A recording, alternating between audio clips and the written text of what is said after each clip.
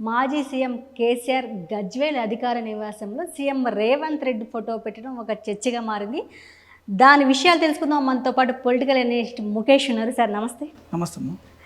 ఇట్లా మాజీ ఎమ్మెల్యేలు కావచ్చు, ఎంపీలు కావచ్చు, సీఎంల అధికార నివాసంలో ఒక సీఎం ఫోటో పెట్టాలంటే ప్రోటోకాల్స్ ఏమైనా ఉన్నాయా?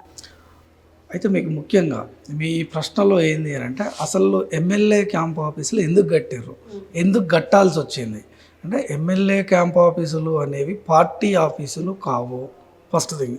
ఇంకొకటి ఏంది అని అంటే ఈ అధికారులు ఉండేటటువంటి లైక్ ఎంఆర్ఓ, ఎంపీడీఓ, కలెక్టర్ ఆఫీసులు ఉంటాయి చూడండి, అక్కడ సీఎం ఫోటో పెట్టాలా.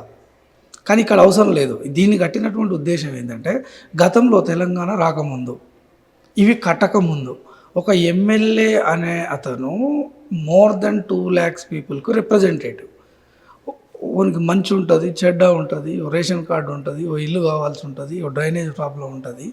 డైరెక్ట్ ఎమ్మెల్యేకి చెప్తే ఎమ్మెల్యే అనే వ్యక్తి వీళ్ళకి రీడైరెక్ట్ చేస్తాడు అధికారులకు. కానీ ఇక్కడ ఏం జరిగిందంటే గతంలో గెలిచినటువంటి ఎమ్మెల్యేలు ప్రజలకు అందుబాటులో ఉండకపోయేది. వాళ్ళ సొంత ఇళ్ళలోనో ఇంకెక్కడనో ఉంటే పబ్లిక్ యాక్సెస్ ఉండకపోయేది.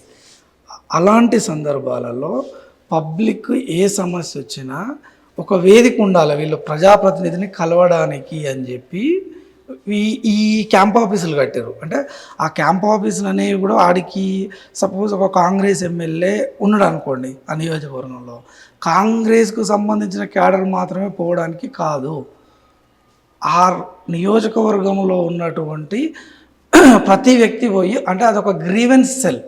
లైక్ ఇప్పుడు మనం ఏదైతే ప్రగతి భవన్ని ప్రజాభవన్ అని చెప్పి ఆడికొచ్చి వినతులు ఇస్తారు చూసారా, అక్కడ అధికారులను పెట్టి వినతులు తీసుకుంటారు చూసారా, ఇక్కడ డైరెక్ట్ మీ ఎమ్మెల్యేకు మీ ప్రాంత సమస్యలు కావచ్చు, మీ ఊరి సమస్యలు కావచ్చు, మీ పర్సనల్ సమస్యలు కావచ్చు, సార్ పలానా నేను అప్లై చేసుకున్నా కావట్లేదు నాకు చెయ్యండి, ఓ మన కళ్యాణ లక్ష్మి లేకపోతే మన ఇదేంది ఆరోగ్యానికి సంబంధించి ఏదైనా ఉంటే మన ఫండ్స్ ఇస్తారు కదా, సీఎం రిలీఫ్ ఫండ్, ఇలాంటివి పెట్టుకోవడానికి నాకు ఇది జరిగింది, నేను ఎక్కడ అప్లై చేసుకోవాలో నాకు తెలియదు, మీకు ఇస్తున్నా అంటే కన్సర్న్ ఆఫీసర్కి ఆయన రీడైరెక్ట్ చేస్తాడు.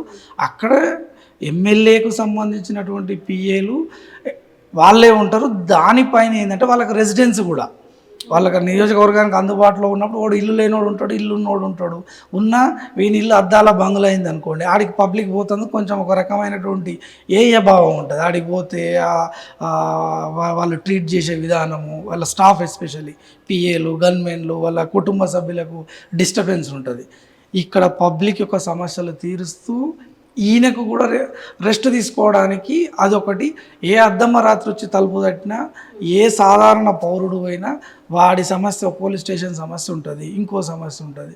ఇవన్నీ వినడానికి అది కట్టారు తప్ప అది అధికారికటువంటి నివాసం అని కానీ ఈ ఏదైతే ఎగ్జిక్యూటివ్ ఆఫీసర్స్ ఉంటాయో చూసినావా, ఇందులో మాత్రమే ఈ సీఎం ఫోటో పెట్టాలా, అది ప్రోటోకాల్. కానీ ఇక్కడ పెట్టాలని ఎక్కడ ఏ కానూన్లో లేదు. అది కట్టినటువంటి ఉద్దేశం ప్యూర్లీ ఇప్పుడు నేను చెప్పినటువంటి అంశం. అసలు మరి ఎందుకు కాంగ్రెస్ కార్యకర్తలు కావచ్చు, నాయకులు పర్టికులర్గా రేవంత్ రెడ్డి ఫోటో తీసుకెళ్ళి కేసీఆర్ నివాసంలో బిడ్డల కారణం ఏంటి?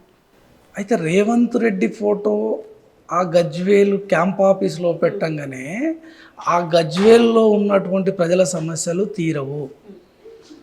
వీళ్ళు రిప్రజెంట్ చేయాల్సింది ఏంటి అని అంటే సాధారణ పబ్లిక్ ఎవరైతే ఉన్నారో వాళ్ళ యొక్క సమస్యలను వీళ్ళు ఎట్లయితే ప్రొయాక్టివ్ రేవంత్ రెడ్డి ఫోటో అక్కడ పెట్టిర్రో అదే ప్రొయాక్టివ్నెస్లో ఎంపీడీఓ, ఎంఆర్ఓ ఆఫీసర్లకు పోయి, పోలీస్ స్టేషన్ల దగ్గరికి పోయి అక్కడ బాధపడుతున్నటువంటి బాధితులు ఉంటారు చూసారా ప్రజలు, అయ్యా మా గవర్నమెంట్ వచ్చింది, మా పబ్లిక్ ఇబ్బంది కావద్దు, వీడికి పెన్షన్ కావాలట, వీడికి ఇల్లు కావాలట, వీనికి కళ్యాణ లక్ష్మి కావాలట, ఈయన పొలం ఎవరో దున్నారట, పోలీస్ ప్రొటెక్షన్ కావాలా, లేకపోతే ఈయనకి ఏదో అన్యాయం జరిగింది మీరు న్యాయం చేయండి అని చెప్పి అక్కడ ఉన్నటువంటి ఎవరైతే మన అరిసిన లీడర్ ఉన్నది చూసారా, ఆమె చేయాల్సినటువంటి పని అది. అక్కడ రేవంత్ రెడ్డి ఫోటో పెట్టంగానే ఆడ కేసీఆర్ ఎమ్మెల్యే పోయి రేవంత్ రెడ్డి ఏం కాడాడ, పబ్లిక్ గెలిపించారు.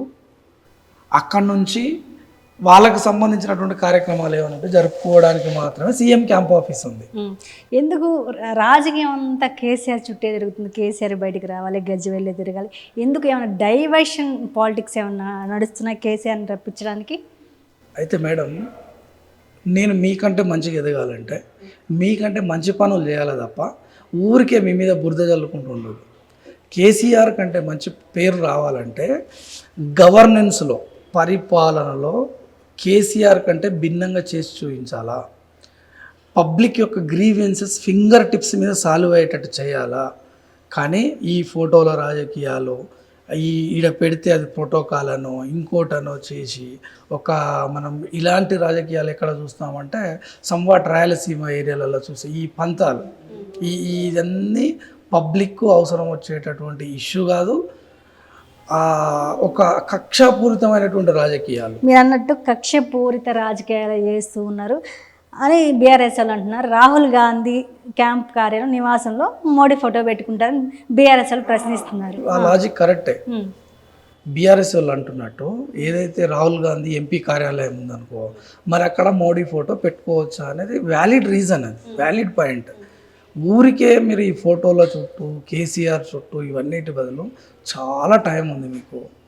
చాలా యంగ్ టైంలో మీరు సీఎం అయ్యారు కాబట్టి మీరున్నటువంటి నైపుణ్యాలను పెంచుకోవడానికి చూడండి. కానీ మీ క్యాడర్ కూడా ఇలాంటి చిల్లరేషాలు వేస్తే పార్టీ మీద మరకబడు తప్ప పార్టీకి ప్లస్ కాదు. నేనేమంటా అంటే ఒక 33% టీఆర్ఎస్ కోట్లు వచ్చినాయి, మిగతా కాంగ్రెస్కి వచ్చినాయి. అంటే ఇర్రెస్పెక్టివ్ ఆఫ్ కాన్స్టిట్యున్సీస్ నేను చెప్పేది. అక్కడ మీకు ఓట్ బ్యాంక్ 1.5%, 2% సమ్ వేరియేషన్ ఉంది, మిగతా పార్టీలకు పోయినాయి. మీరు ఎంతసేపు ఉన్నా న్యూట్రల్లో ఉన్నటువంటి పబ్లిక్ కావచ్చు, మొన్న బీఆర్ఎస్కి వేసినటువంటి వాళ్ళు కావచ్చు, బీజేపీకి వేసినట్టు వాళ్ళ ఓటర్లని తమ వైపు తిప్పుకునేలాగా మీ పనితనం ఉండాలా. ఎట్ ద సేమ్ టైం మీకు ఎవరైతే ఓటేసి మిమ్మల్ని గెలిపించి అక్కడ కూర్చోబెట్టిరో ఆ ఓటర్లు జారిపోకుండా చూసుకోవాలి. ఇంకా మీ ఓట్ బ్యాంక్ పెంచుకోవాలంటే మీరు మంచిగా పనిచేయాలి తప్ప ఇటువంటి చిల్లర పాలిటిక్స్ నా దృష్టిలో. ఈ మధ్యకాలంలో తెలంగాణ డిఫరెంట్ పాలిటిక్స్ నడుస్తున్నట్టు కనిపిస్తుంది. రేవంత్ రెడ్డి తెలంగాణ లేనప్పుడే కొన్ని వివాదాలు చెల్లాయి. ఒకటి వెలుగుమెట్ల కావచ్చు, మధు పార్క్ బ్రిడ్జి కావచ్చు, ఈరోజు గజ్వేలు ఆయన నివాసంలో రేవంత్ రెడ్డి ఫోటో పెట్టాడు. అంటే రేవంత్ రెడ్డి తెలంగాణలో ఉన్నా లేకపోయినా రేవంత్ రెడ్డి పేరు వినపడాలని ఏమైనా కోరుకుంటున్నారా? ఇది ఒక రకమైనటువంటి అటెన్షన్ డైవర్షన్ లాగా కనిపిస్తూ ఉన్నది. ఎక్కడైతే సమస్య వచ్చిందో ఆ సమస్యని సింగిల్ ఫోన్ కాల్తో అయిపోయేటటువంటి సమస్యలని చిలికి గాలివానగా చేస్తూ ఉన్నారు. ఏదైతే మీరు చెప్పినటువంటి వెలుగుమట్ల అదే జరిగింది. ఆ జరిగినటువంటి నష్ట నివారణ చర్యలు దిద్దుకోవడానికి గవర్నమెంట్ చాలా ఇబ్బంది పడ్డది, ఎస్పెషల్లీ రూలింగ్ పార్టీ చాలా ఇబ్బంది పడ్డది. అవన్నీ కాకుండా ఆ సమస్యని ఎట్లా సాల్వ్ చేయాలి అని చెప్పి ఆ స్టాండర్డ్ ఆఫ్ థింకింగ్ అంటారు దాన్ని, అట్లా ఉన్నదనుకోండి ఇంత వివాదం కాకపోవు. ఇది మన వెలుగుమట్ల మధు పార్క్ బ్రిడ్జ్ ఉన్నది. ఈ మూసీ రీజనరేషన్ పేరు మీద అవుతున్నటువంటి ఏదైతే సమస్యలు ఉన్నాయో వాళ్ళకి ఇప్పుడు సింపుల్గా నేను పలానా దగ్గర ల్యాండ్ అలొకేట్ చేస్తూ ఉన్నాను, మీకు అంతే ఎస్ఎఫ్టీలలో ఇల్లు కట్టిస్తూ ఉన్నాను అని చెప్తా ఉన్నాడు. ఈ ఇష్యూని ఎప్పుడైతే పబ్లిక్ యారగెన్స్ మారకముందే దిద్దుబాటు చర్యలు ఉండాలి తప్ప చేతులంతా కాలిన తర్వాత ఆకులు పట్టుకున్నట్టుంటే ఏమైంది అని అంటే ఎంతో నమ్మకంతో గెలిపించినటువంటి, ముఖ్యంగా నేనేమనుకుంటానంటే ఇక్కడ రేవంత్ రెడ్డి ప్రభుత్వం మీద ఉల్టా అయిందనుకోండి, రేవంత్ రెడ్డికి వచ్చే నష్టం ఏం లేదు. కాంగ్రెస్ పార్టీకి మీరు ఇంతకుముందు ఉన్నటువంటి వాళ్ళ పెద్ద లీడర్ రాహుల్ గాంధీకి ఎక్కువ ప్రాబ్లం. ఇంకా ఒక 20-30 సంవత్సరాలు కాంగ్రెస్ పార్టీ అంటే ప్రజలు భయపడేలా పాలించొద్దు, ఇంకా ఆదరించాల. రాజశేఖర్ రెడ్డి లాంటి లీడర్ ఉన్నప్పుడు కూటమి, మహాకూటమి అని చెప్పి పార్టీలన్నీ ఒకటైతే కూడా పబ్లిక్ అంతా రాజశేఖర్ రెడ్డి గారు ఏమంటున్నారు, చనిపోతే కూడా కొన్ని నెలలు శోక సముద్రంలో ఉన్నది ఉమ్మడి రాష్ట్రం. మీరు ప్రజల యొక్క మనసులు చూరగొనాలే కానీ దొంగల్లాగా చొరబడి ఆడ అద్దాలు వలగొట్టుడు, ల్యాండ్ ఆర్డర్ డిస్టర్బెన్స్, మీరు పోయి ఆడ ఫోటో పెడితే ఏమవుతుంది, దానివల్ల ఉపయోగం ఏంటిది? మీరు వెళ్ళి చూడండి ఎండిఓ ఎంఆర్ఓ ఆఫీసులు, మిగతా ఏమన్నా అక్కడ ఇంటిగ్రేటెడ్ కలెక్టరేట్ ఉన్నట్టుంది. మీకు ఇంకొకటి ఏంటి అంటే కేసీఆర్ గారు గజ్వేల్ని తెలంగాణ రాష్ట్రంలో మోడల్ కాన్స్టిట్యున్సీగా చేసిండు. అఫ్కోర్స్ కొడంగల్ని కూడా ఆయన ఇప్పుడు ఇదే చేసుకుంటున్నాడు. ఎవరు రేవంత్ రెడ్డి కూడా ప్రతి అభివృద్ధి అక్కడికి వెళ్తున్నది. సింహభాగంలో నిధులు కూడా వాళ్ళ కాన్స్టిట్యున్సీలో పెడుతున్నారు. మీరు గజ్వేలుతోని మీరు ప్రాతినిధ్యం వహిస్తున్నటువంటి కొడంగల్ని ది బెటర్ ఎట్లా చేసి చూపిస్తారు పబ్లిక్ అనేది ఇంపార్టెంట్, కానీ పోయి ఆ గజ్వేల్లోనే ఇలాంటివి చేయడం అనేది తప్పు. ఇంకొక అంశం, గతంలో బీఆర్ఎస్ ఉన్నప్పుడు కాంగ్రెస్ ఎమ్మెల్యేలు ఉన్న దగ్గర ఇట్లే జరిగిందా క్యాంప్ ఆఫీస్లో అనేది మొదటి ప్రశ్న. జరిగిందా ఎక్కడ? వాళ్ళు ఎంతసేపు ఉన్నా పని మీద ఫోకస్ చేసారు. అక్కడ ఓడిపోయిన వాళ్ళు ఉంటే మళ్ళెట్లా టికెట్ తెచ్చుకోవాలా, మళ్ళెట్లా గెలవాలా, పబ్లిక్ సమస్యలు ఏంది, ఎప్పుడు ఎట్లా నేను ప్రతి సమయంలో పబ్లిక్ అందుబాటులో ఉండాలని చూసారు తప్ప ఇలాంటి రాజకీయాలు, రాయలసీమ రాజకీయాలు ఇక్కడ చేయొద్దు అని మీ వేదిక ద్వారా రేవంత్ రెడ్డి గారికి చెప్తా ఉన్నాను. ఇక్కడ రేవంత్ రెడ్డి గారికి ఏదైతే ఈ ఫోటో ఇన్సిడెంట్లో ఆయన గౌరవం దిగజారేలాగుంది. వీళ్ళు ఏంటంటే మేము పోయి తీసుకొని పెడితే రేవంత్ రెడ్డి గారికి గౌరవం పెరుగుతుంది అని అనుకున్నారు, కానీ మిగతా 117 కాన్స్టిట్యున్సీలో ఉన్నటువంటి పబ్లిక్ ఏం ఆలోచిస్తున్నారంటే గౌరవం అనేది నీ ఫోటో పెట్టుకుంటే రాదు. అరే ఎందుకు ఇట్లా జరిగింది అని చెప్పి ఆయన గౌరవం ఈ ఇన్సిడెంట్తో తగ్గింది తప్ప పెరగలేదు అనేది నా ఒపీనియన్. మీరు రాజకీయ విశ్లేషకులుగా ఉన్నారు. అసలు ప్రజెంట్ కాంగ్రెస్ గవర్నమెంట్ వచ్చి తెలంగాణ 27 నెలలు అవుతుంది. ఎట్లా వాళ్ళు ఇచ్చిన హామీలు పథకాలన్నీ అమలవుతున్నాయి? ప్రజెంట్ ఎలా ఉంది? నాకు ఎట్లా అనిపిస్తూ ఉన్నదంటే ఒక కొత్త ఇంట్లోకి వెళ్ళినప్పుడు సామాన్లు ఎక్కడెక్కడ చిందరబందర ఉంటాయి చూసినావా, ఆల్రెడీ మంచిగా ఉన్నటువంటి ఇల్లుని ఎక్కడిదక్కడ సిస్టమ్ రెడీగా ఉన్నది, నువ్వు కేవలం అక్కడ కూర్చొని ఆ సిస్టాన్ని రన్ చేసుడే నీ పని. కానీ ఇప్పుడంతా చిందరవందరగా తయారైంది. ఎవరి చేతిలో పాలన ఉన్నది, అసలు ఈ అడ్మినిస్ట్రేటివ్ బాడీకి లెజిస్లేటివ్ బాడీకి లాట్ ఆఫ్ గ్యాప్ ఉన్నది. అట్ ద సేమ్ టైం ఇక్కడ గెలిచినటువంటి ఎమ్మెల్యేలకు పబ్లిక్ కూడా ఈ కనెక్షన్ అనేది కట్ అయిందేమో అనిపిస్తూ ఉన్నది. వీళ్ళకు అంటే మీరు అన్నట్టు 2.5 సంవత్సరాలు అన్నప్పుడు గ్రిప్ తెచ్చుకోవడానికి ఒక 6 నెలలు చాలు. కానీ రేవంత్ రెడ్డి గారి దౌర్భాగ్యం ఏంది అని అంటే ఈయన ఇక్కడ వితిన్ ద పార్టీలో ఉన్నటువంటి ఎవరైతే ఉన్నారో వీళ్ళని సరిపెట్టుకోవడానికే సగం టైం సరిపోతుంది. మళ్ళీ వీళ్ళు పోయి అక్కడ పుల్లలు పెడితే మళ్ళీ వాళ్ళని మేనేజ్ చేయాలా, వీళ్ళని మేనేజ్ చేయాలి.